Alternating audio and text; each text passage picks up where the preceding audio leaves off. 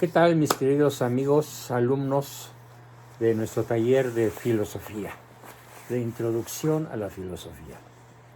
Esta lección número 18 se va a tratar de la vida y los vivientes. Vamos a ver desde el punto de vista filosófico qué es la vida. El primer problema de preguntar por la vida considerada en sí misma es que la vida no es una cosa, ni tampoco es algo de las cosas. Para el ente vivo, la vida no es un accidente que pueda poseer o no, como el tamaño, el color, etc. Para este sujeto, perder su vida significa morir, es decir, dejar de ser en absoluto. Que mi perro muera significa precisamente que no hay más perro. En términos clásicos, vita invitentibus est esse. Fíjense, en latín, ahora en castellano. En los vivientes, la vida es su mismo ser. Por eso, más que tener vida, el animal es su vida. Eso significa que la vida es un grado del ser. Vivir no es una mera propiedad de ciertas cosas que están vivas, sino el particular modo en el que éstas son. Ciertamente vivir es más que solo ser, y una sustancia viva es más que una inanimada. Pero ¿en qué consiste este modo de ser? Una primera aproximación al hecho de la vida es el propio de la experiencia común. Cuando un niño encuentra una araña y quiere saber si está viva, toma un palito y la pincha. Si se mueve, está viva. Si bien incompleta e imperfecta, su respuesta es verdadero. Está vivo aquello que se mueve espontáneamente. El problema es que la experiencia común no tiene modo de discernir entre las cosas que están realmente vivas y otras que, según este mismo criterio, parecerían estarlo, como una licuadora o un computador. Vas a considerar qué pensaría un hombre primitivo al ver un juguete con pilas. Un perrito que se mueve y ladra y se acerca a ti. Las ciencias biológicas, por su parte, siguiendo un modelo eminentemente descriptivo, han identificado una serie de propiedades comunes a todo ente vivo, entre las cuales suelen contarse las siguientes. Primera, la nutrición. Proceso en virtud del cual la sustancia es capaz de asimilar e incorporar la materia de un objeto externo a su propio organismo. Evolución. Proceso vital en virtud del cual transita desde formas de organización menos complejas a formas más complejas y autosuficientes. Autoconservación, es decir, la ordenación de su actividad vital hacia el beneficio y la permanencia de su propio ser, incluyendo mecanismos de autorreparación, en un proceso ininterrumpido de restablecimiento de un equilibrio dinámico que nunca se alcanza de modo definitivo. 4. Bueno, la primera fue nutrición, la segunda evolución, la tercera autoconservación, la 4 es reproducción. Capacidad de comunicar su propia forma, generando nuevos individuos de la misma especie y organización. Esta última parece ser la fundamental y más interesante. Veamos. Un organismo es un todo, compuesto por partes funcionalmente diversas, unidas por la ordenación de su respectiva actividad a un fin común, que es el bien del propio sujeto viviente. Las partes de un organismo se distinguen en virtud de su función propia.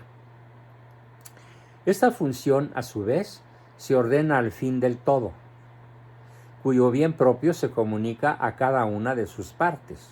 De este modo, cada órgano contribuye al bien de los demás órganos, y recibe de ellos lo necesario para su propia actividad. En cuanto a partes, los órganos existen en y por el todo. Por eso, si una parte falla, todo el organismo se enferma. Y si éste muere, todas las partes mueren con él, irremediablemente. En un organismo, el todo está en cada una de las partes, según su propio modo y medida, más intensamente en los órganos vitales y un poco menos en aquellos órganos que son secundarios. Estas diversas propiedades y todas las demás que se puedan distinguir permiten identificar ahora desde una perspectiva rigurosamente filosófica lo propio de la vida, es decir, lo propio del ente vivo en cuanto vivo. Se trata del movimiento inmanente, es decir, del acto que tiene su principio y su término en el propio sujeto. Veámoslo por contraste. El movimiento trascendente o transeúnte es aquel que, comenzando en un sujeto, termina fuera de éste, en otro diverso. Consiste en mover y ser movido, y es propio de toda sustancia corpórea. La ciencia que lo explica es la física, y particularmente la mecánica. El movimiento inmanente, en cambio, consiste simplemente en moverse a sí mismo, a uno mismo, es decir, ser principio de la propia actividad. El ente vivo no solo mueve y es movido, sino que sobre todo se mueve. En virtud de este movimiento inmanente, la sustancia se dispone a sí misma respecto de su propia entelequia, que como hemos visto es su forma sustancial, pero también la plena y perfecta realización de su ser específico. Por eso las formas más perfectas de movimiento inmanente, como el pensar o el querer, no son movimientos en sentido propio, sino actos segundos que perfeccionan inmediatamente a la substancia. La substancia se conoce por su operación. Conocemos la vida por el movimiento, pero la vida no es movimiento, sino aquella perfección primera capaz de causar un movimiento espontáneo y ordenado. La vida es el modo de ser que causa el movimiento inmanente. Y si la vida es un modo de ser, el principio de la vida deberá ser aquello que da al ser, que da el ser a la sustancia corpórea, su forma, a la cual llamamos alma. El alma, veamos ahora el alma del ser vivo. La forma de la sustancia viva es aquello que anima sus diversas partes. De ahí el nombre de alma, que significa forma viva, principio vital de la sustancia corpórea viva. Desde una bacteria hasta nosotros, los seres humanos. Aristóteles enuncia dos definiciones reales de alma, según los dos modos de considerar la composición esencial de la sustancia corpórea. En el orden de la composición de materia y forma, el alma es forma del cuerpo organizado. Como vimos, la organización es el peculiar modo de unidad de aquello cuyas partes son funcionalmente diversas. Pues bien, la forma es el principio organizativo, aquello que hace que estas partes tan diversas constituyan una sola cosa. En virtud de la forma, cada una de las partes del organismo está virtualmente, es decir, por su vis o por su fuerza, por su actividad propia, presente en todas las demás. Cuando el animal muere, cuando pierde su forma, las diversas partes, si bien siguen igualmente localizadas, ya no conforman un todo único o un único todo, y por lo tanto se descomponen, es decir, se separan, se corrompen, incluso hasta volverse polvo y confundirse con la tierra. En el orden de la composición de potencia y acto, el alma es el acto primero del cuerpo que tiene la vida en potencia. El primer acto de la sustancia es ser. El primer acto de la sustancia viva es vivir. Aquello a lo cual actualiza, es decir, a lo cual anima el alma, es un cuerpo que tiene la vida en potencia. Esta potencialidad no significa que hay un cuerpo sin vida cronológicamente anterior a la sustancia viva. No, significa que para que haya vida, la materia debe estar dispuesta de tal modo que sea apta para recibirla y conservarla. Es decir, debe estar organizada. Por eso, quitarle la vida a un animal consiste siempre en destruir partes de su cuerpo en una medida suficiente como para impedir su organización en el todo, haciendo que este cuerpo X sea incapaz de sustentar la vida.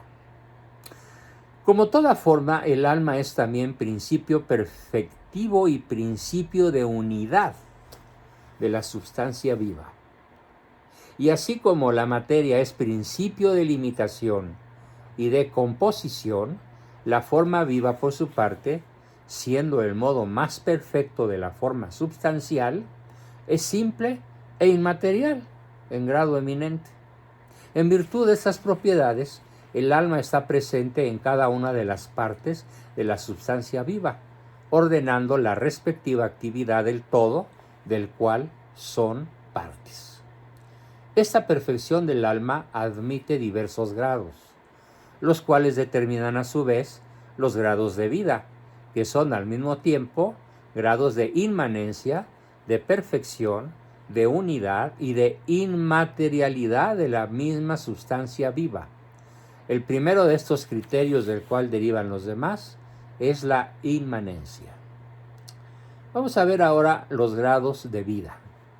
Lo propio de la vida es el movimiento inmanente, pero la inmanencia admite diversos grados, a partir de los cuales es posible distinguir diversos grados de vida y por lo tanto diversos tipos de alma.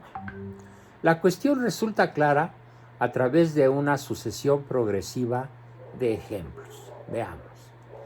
Si en el preciso instante en el que usted está leyendo esta línea, la ventana que tiene al lado estallara en pedazos y cayera junto a sus pies una piedra, parece sensato pensar que su reacción espontánea, sea cual sea, no consistirá en increpar a la piedra por interrumpir la lectura o su tranquilidad, aun cuando sin duda alguna fue la piedra la que rompió el vidrio. El problema es que el acto de la piedra, volar y romper el vidrio, no le pertenecen a la piedra, ojo, sino le pertenecen a aquel que la lanzó. Volar y romper el vidrio no le pertenecen a la piedra, sino a aquel que la lanzó. Por lo tanto, a la pregunta, ¿quién rompió el vidrio?, parece absurdo contestar, la piedra. De modo semejante, si las raíces del plátano oriental de la vereda de enfrente comienzan a romper el pavimento, deberá usted dirigirse a la municipalidad, no al árbol. La diferencia es que esta vez el acto de romper la vereda sí pertenece al árbol, aun cuando el pobre vegetal no podía hacer otra cosa sino crecer, hasta romper la banqueta o invadir la vereda. Prosiguiendo nuestra serie, si el perro del vecino muerde a mi hijo, ciertamente deberé reclamar a mi vecino y no al perro, pero no lo haré sin antes haberle propinado al perro en cuestión algunas excelentes razones para no hacer esto nuevamente. En efecto, morder a un niño es algo que el perro hizo, y no simplemente de algo que le sucedió. Finalmente, si es el vecino quien muerde a mi perro, entonces será él personalmente quien deba responder por el acto y reparar el daño causado. El acto en cuestión es plenamente suyo, existe sola y exclusivamente porque él así lo quiso. Podemos distinguir entonces, en primer lugar, entre actos meramente transeúntes, como el mover y ser movido de la piedra, y actos más o menos inmanentes, que son los actos de los entes vivos. De este modo, un primer grado de inmanencia, propio de la vida vegetativa, consiste en ser principio de los propios actos. El árbol no es crecido, sino que crece desde sí mismo, pero dadas las circunstancias adecuadas, no puede hacer otra cosa más que crecer, es decir, se mueve en cuanto es movido por agentes externos que actúan sobre él. El agua, el sol, el calor, el frío, etc. El segundo grado, propio de la vida sensitiva, consiste en ser principio de los propios actos con conocimiento del fin. Tito Livio se mueve desde sí mismo hacia algo que percibe como conveniente, es decir, como fin, pero se mueve hacia ello de modo necesario, es decir, se mueve porque es movido por un fin. Su acto, por lo tanto, es más propiamente suyo, si bien la moción del fin aún es algo que padece y a lo cual no puede sustraerse. Tito Livio es un perro. Finalmente, el tercer grado consiste en la perfecta inmanencia del acto. El sujeto se mueve sin ser movido. En este caso, el sujeto es principio de sus actos con conocimiento formal del fin, es decir, conoce el fin en cuanto fin. Esto significa que el acto es plenamente suyo, es decir, que es un acto libre. Esta inmanencia, esta plena inmanencia, consiste en que mediante sus actos el sujeto se dispone bien o mal a sí mismo respecto de su fin último o entelequia. Corresponde evidentemente a la vida racional. Como se indicó, estos grados de inmanencia son también grados de perfección, de inmaterialidad y de unidad sustancial. Los grados de perfección, pues, la perfección es acto y es precisamente en virtud de la intensidad del acto primero que se explica el grado de dominio sobre los actos segundos. En otros términos, los actos son más propios en la medida en que más se posee el propio acto de ser. De este modo, el ser del hombre es tanto más suyo que el de una simple piedra, que, mientras el ser de la piedra es algo que a ésta le acontece, el ser del hombre es algo que le exige una respuesta vital, al punto de que en cierta medida el hombre es lo que quiere ser. Son también grados de inmaterialidad, pues sólo aquello que es inmaterial puede tenerse presente a sí mismo, sea de modo puramente orgánico, el todo presente en cada una de sus partes, bien sea por el conocimiento sensible que, suponiendo conciencia, implica una cierta reflexión sobre sí mismo que es necesariamente inmaterial, sea en fin como reflexión perfecta sobre el propio acto intelectual o volitivo. Bien, hasta aquí nuestra lección número 18. Escúchala, disfrútala, asimílala, haz tu resumen y envíalo lo antes posible. Muchas gracias y nos vemos pronto. En esta ocasión me tardé mucho en enviar la lección 18 por enfermedades, accidentes, viajes y 1001 problemas que mi esposa y yo tuvimos que enfrentar en las últimas 4 semanas, pero gracias a Dios ya estamos de regreso en casa y espero retomar el ritmo acostumbrado de una lección, idealmente cada 8 días, pero a lo sumo cada 15 días. Muchísimas gracias, feliz año nuevo, porque la Navidad ya pasó, espero que la hayan pasado muy bien y espero que el año nuevo, 2023, esté lleno de bendiciones y sobre todo de adquisición de la verdadera sabiduría. ¿Cómo? A través de las lecciones de filosofía. Gracias y hasta la próxima.